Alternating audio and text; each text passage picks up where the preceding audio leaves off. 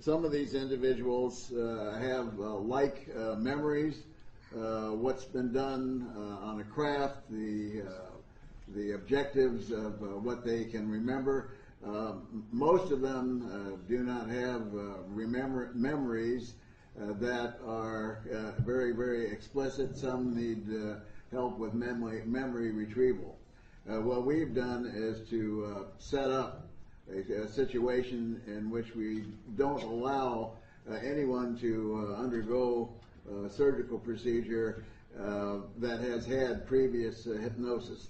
And that's just primarily from the fact that we don't need the criticism of a scientific study.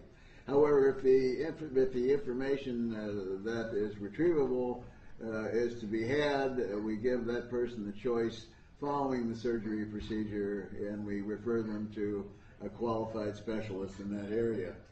So today we're going to refer to some new information in a scientific vein only, and I'll try and spoon feed this to you as easily as possible without going into a lot of biological detail.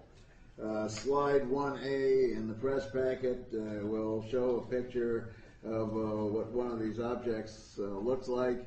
This is a T-shaped object, which is approximately a sonometer in each direction, covered with a very strange biological coating.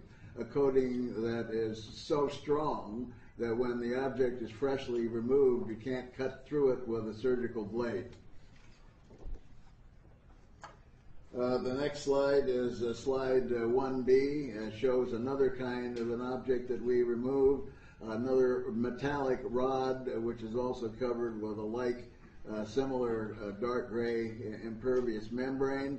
And this material is also very strong, and you can't cut through it with a surgical blade. We have, at the present time, with our 15 surgeries, we have approximately 7 of these objects in which you could line them up on a surgical drape. You would not be able to tell one from the other. Next, we'll refer you to slide 2. Of the 15 surgeries that have been performed, we have submitted these not in totality but in piece, because we haven't had the funds to really go into this in a full-blown project. Fortunately, I was able to get assistance at one time through the National Institute for Discovery Science, and that was much appreciated. That's a Bob Bigelow enterprise, and I will always be indebted to him for his help with this. Now, there are some biological aspects which I have to mention at this time. If you get an object in you, you usually can see where it went in, a portal of entry, something that's a sonometer in various dimensions is a pretty big sized piece to get inside. You usually should be able to see where this went in. In none of these cases has there been a scar or an opening in the skin. All the individuals who allege have implants are submitted to some rigorous examination before we have anything to do with them. They must produce either on an X-ray or a CAT scan a viable object which is more radio dense than the surrounding area. We see when these have been removed and we examine the tissue pathologically that goes around the area, there has been absolutely no inflammatory or rejection reaction. This is within our technology not possible. The majority of these objects, as I described, are these small metallic rods covered with this very strange biological coating. And quite recently, we found out that, I hope you're all sitting down, that this biological coating seems to be growing from the metallic structure within. We believe that this biological tissue serves as a barrier so that the body does not reject the object or cause inflammation to occur. And as you can see, if we had the funds to back engineer this and find out how this works, it would be a tremendous boon to medical science, as we could wrap a transplant organ, a pin, a screw, or something of that nature, put it into the body, and the individual would no longer have to take immunosuppressive drugs for the rest of their lives. I refer you now to slide 3, and unfortunately we can't do much with this one because there's a small segment, about 30 seconds, of one of the surgical procedures that was performed. We were going to show that to you, but unfortunately we weren't able to get that facility set up. So in conclusion, in reference to the biological data, we have looked at this in quite an exceptional manner, using every bit of science that's at our disposal, and we see that this looks like it represents a science which far exceeds the biological science that we have on Earth. Now, when we get into the metallic portion, I don't feel qualified.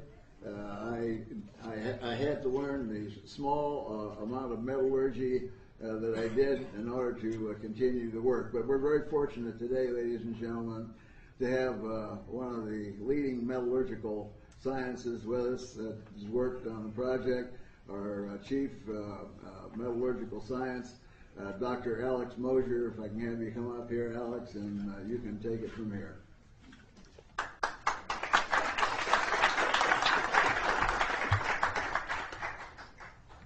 Well, my background first, just to let you know, is I've got a PhD in physical chemistry. I've got a lot of strength in analytical instrumentation analysis, materials analysis. I've designed and built my own instruments from Raman to haze meters and the like. So we had a number of analyses performed, both within, while the sample was within the body, and also outside.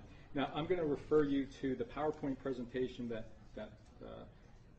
well, kind of looks like this. It's got, I think, this is black and white, but it has a 2 PowerPoint slides per page, and we're starting off at slide 9, and that should be in the press kit. Also, let me apologize. The press kit I produced some really awful images. I printed them out on a photographic printer, and they didn't seem to come out, I think, because of contrast issues. I was planning to show them with a projector. So we'll be posting that on a website if you're interested. I don't have that website just yet, but I'll let you know afterwards. Closer to the mic, please. Oh, okay. All right, let's get these up.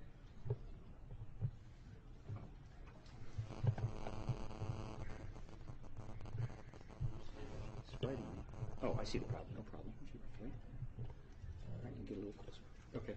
So if we refer to slide 10, we can see the summary of the analysis performed. First in vivo, that was a radio frequency for determination of electromagnetic emission, X-ray for object verification, just as Dr. Thayer had said, and CAT scan for object location. The in vitro, essentially outside the body in controlled conditions, was optical microscopy, and that was just for looking at microscopic appearance and comparing it to other similar objects. And also SEM-EDX, which is scanning electron microscopy, so we can look at nanoscaled structures. And also coupled with that is EDX, which is energy dispersive X-ray fluorescence spectroscopy. And that's just for elemental analysis down to the sub-percent range. We also did Raman, which looks at the vibrational modes of either molecules or crystals, and that's for chemical determination, and also ICP MS, which is inductively coupled plasma mass spectrometry for elemental and hopefully isotopic analysis. So if we go to the next slide, slide 11, it just shows the results for the electromagnetic analysis. And from a Gauss meter, we saw that the magnetic strength was between 5 and 10 milligauss. And with a few different radio frequency analyzers, we could see that there were radio frequency emissions around the 14.7 megahertz range, and also in the gigahertz range at 17.6 gigahertz.